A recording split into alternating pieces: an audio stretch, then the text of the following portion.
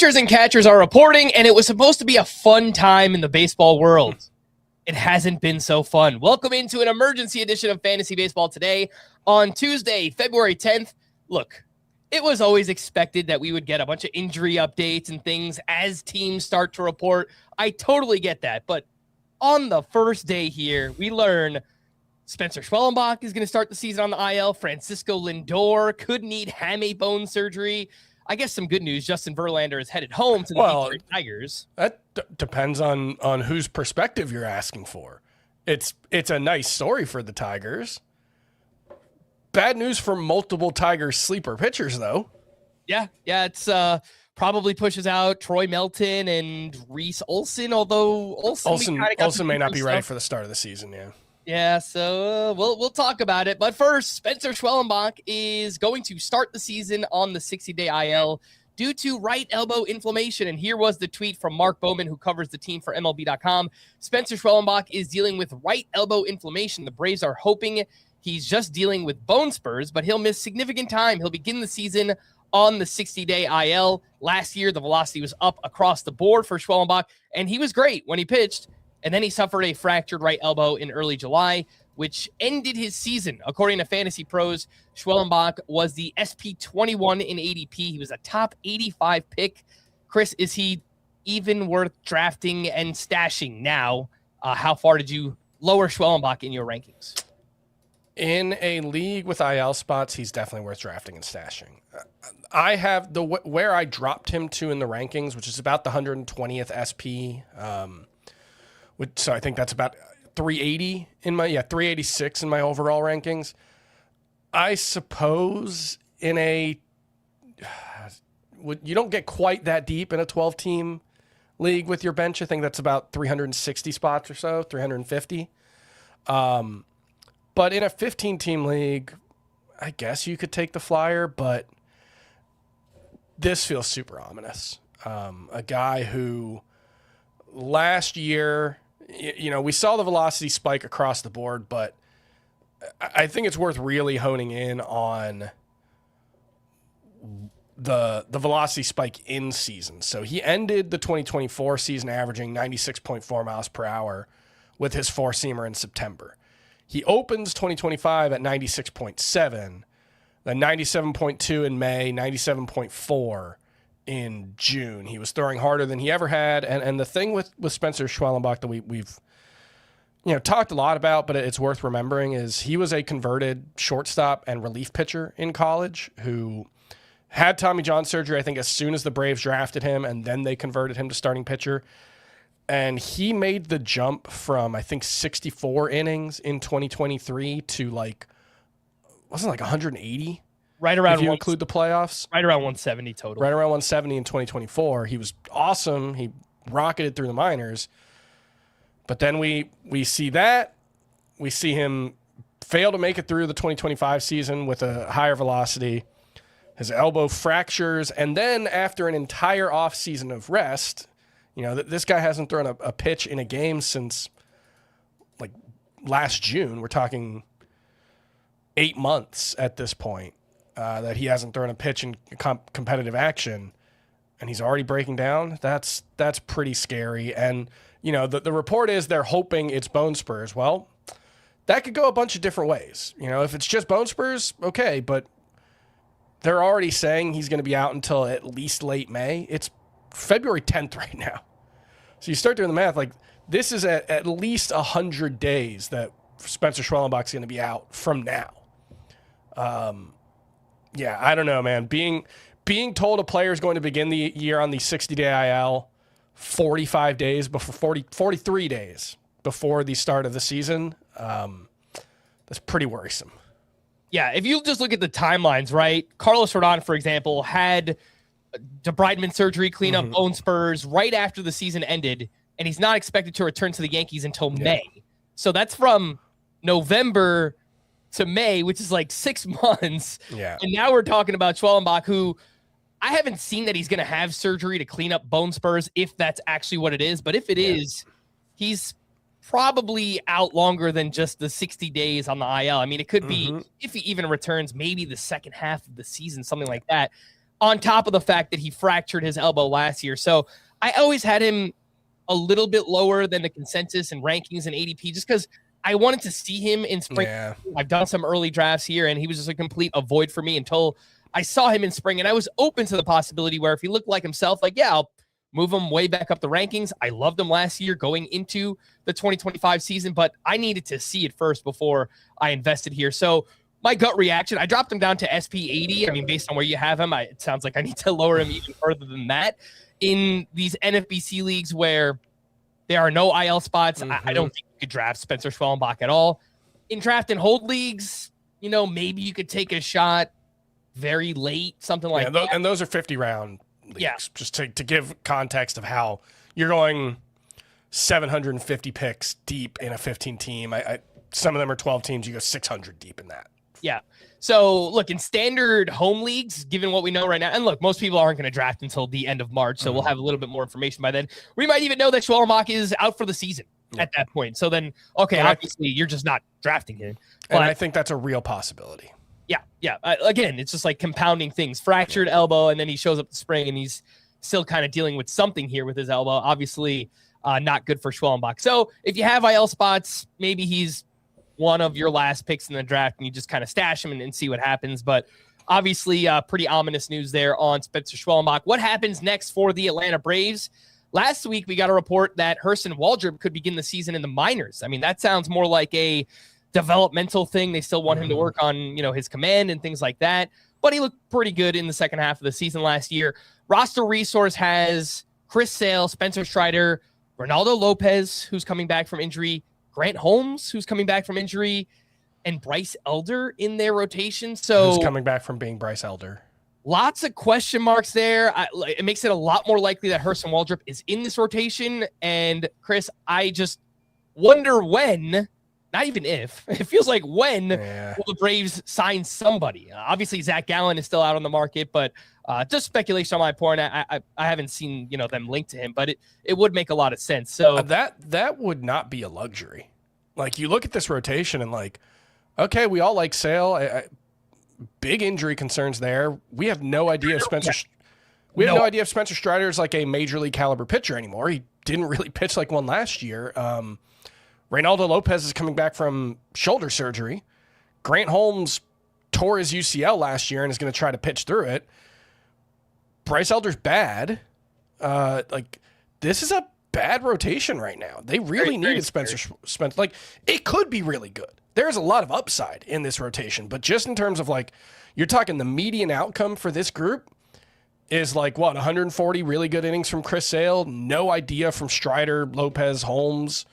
Waldrop, like, at least there's some upside there. I would prioritize him over Elder, but, maybe the Braves don't view it quite the same way. I think this is a team that really needs Zach Gallen, or a Zach Gallen type, at least. Like, I get that he was pretty bad last season. He was better in the second half.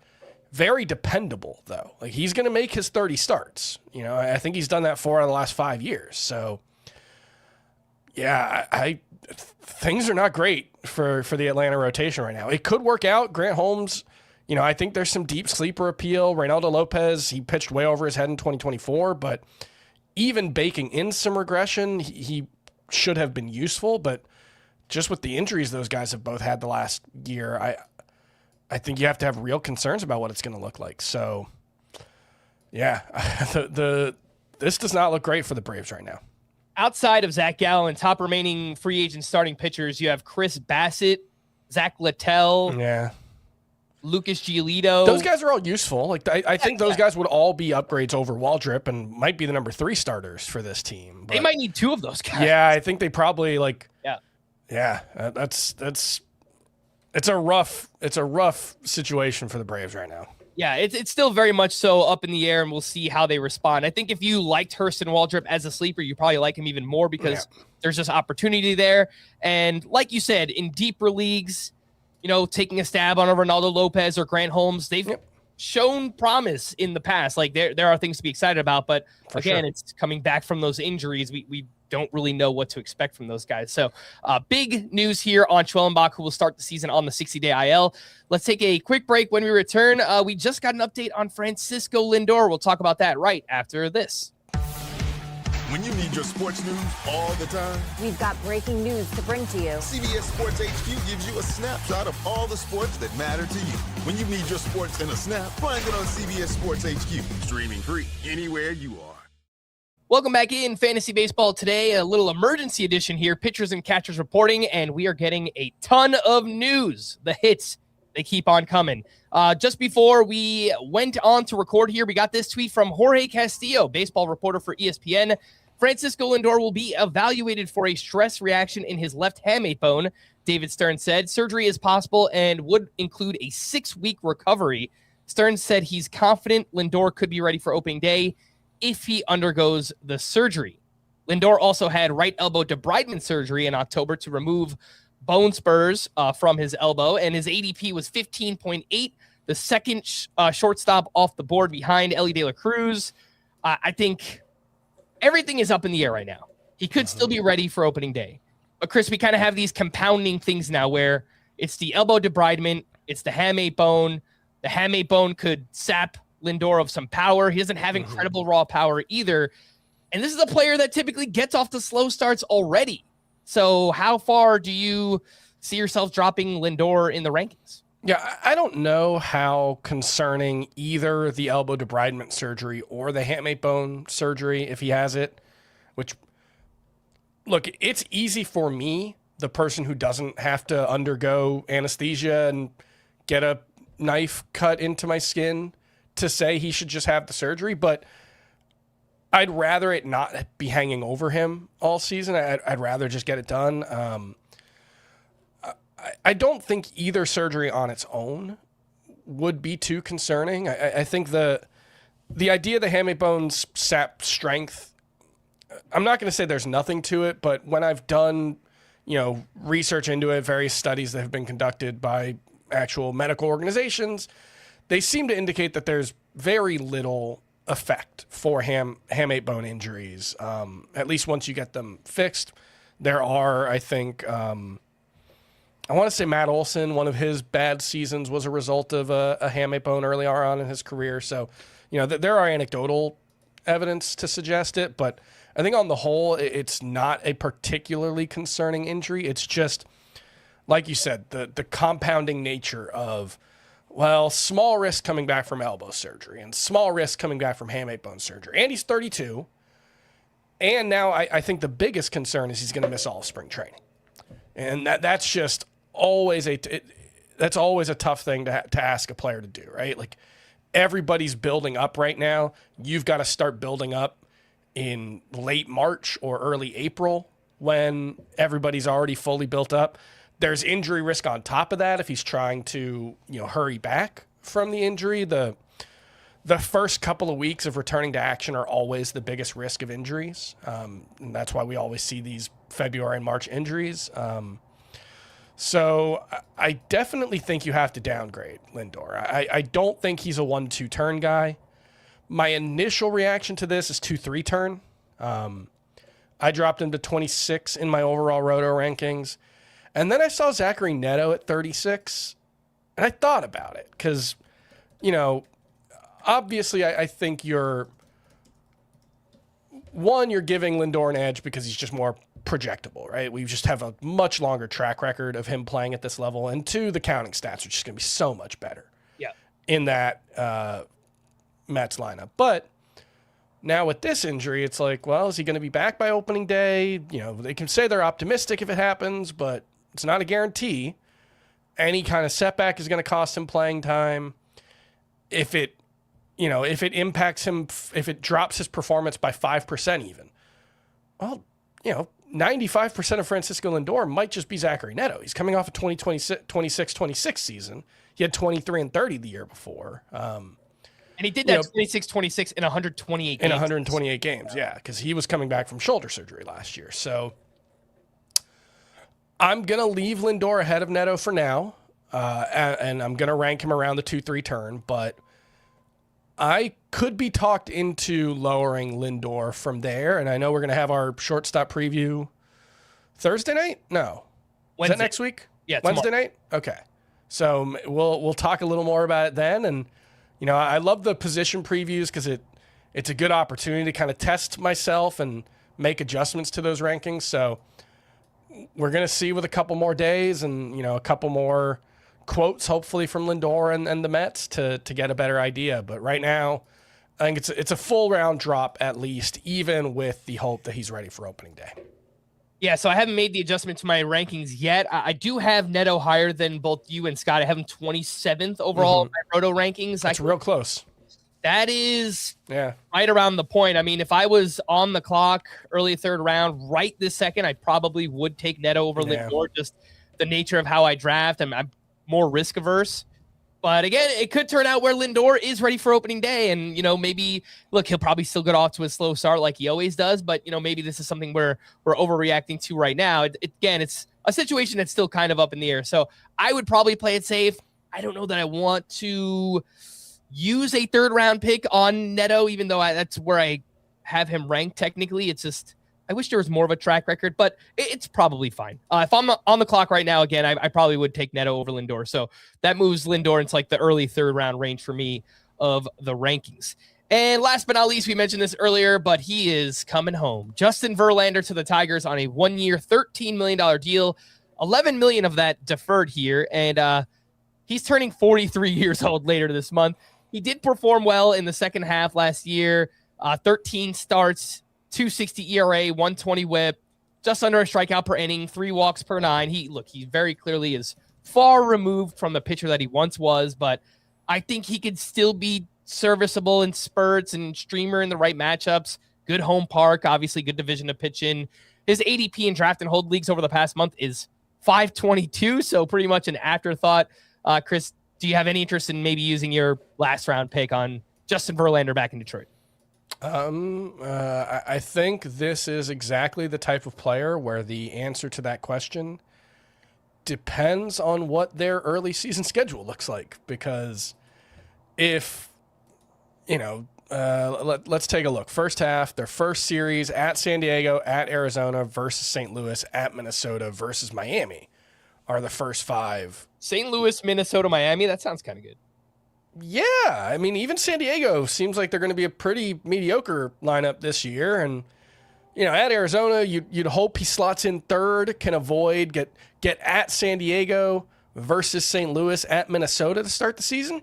Their first sounds pretty useful. Their first home series is that one against St. Louis. It's April 3rd through the 5th. They won Verlander in their first home series. Yeah, so I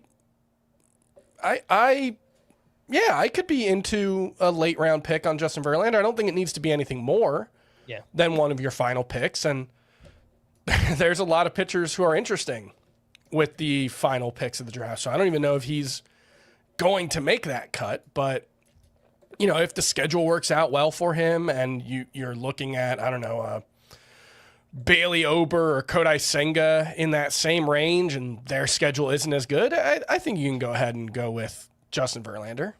Yeah, I'd probably take a shot on those other guys. I think there's probably just, if they're healthy in themselves, there probably is just more upside at this point in their careers. But yeah, as a streamer, again, in these draft and holds, if you want to just pick them up, and maybe it's the right matchups type thing. Brian Bayo and Brady Singer, just look at whatever the matchups are and just, whoever has the best matchups, and it might be Verlander, Yeah, in a standard 12-team league, I don't think that you need to draft Justin Probably Verlander. not. He's very much a streamer. The bigger news is what this does for the rest of the rotation, kind of the fallout here. But the Tigers' updated rotation: Tarek Skubal, Framber Valdez, Jack Flaherty, Verlander, Casey Mize. That's with now Troy Melton, Drew Anderson, who they signed from the KBO, had a ton of strikeouts there, and Reese Olson, who might not have been ready for the start of the season anyway. Those guys are all on the outside. Sawyer Gibson Long too, as well. Yeah, so injuries are going to happen. Those guys will probably get opportunities at some point, but if you were hoping on Troy Melton for this year, I think it's probably more a dynasty long-term look. Yeah. Troy Melton could be good down the stretch if they, don't bring back Tarek Skubal the following year, and Verlander, probably only has 1 year left or whatever it might be. Flaherty's a free agent after this year. There'll be opportunities in the long run, but Troy Melton 2027 and beyond, but I'm not so sure it happens this year for him. So, all right. Again, the big news all across the board: Schwellenbach starting the season on the 60-day IL due to right elbow inflammation. Lindor could need hamate bone surgery. They say he's going to be ready for opening day, but TBD on that. and Verlander to the Tigers on a 1-year deal. We are going to wrap there. For Chris, I am Frank. Thanks as always for tuning in to Fantasy Baseball today. Please make sure to follow and leave a 5-star rating on Apple or Spotify. And we will be back again later tonight with our third base preview. Bye-bye.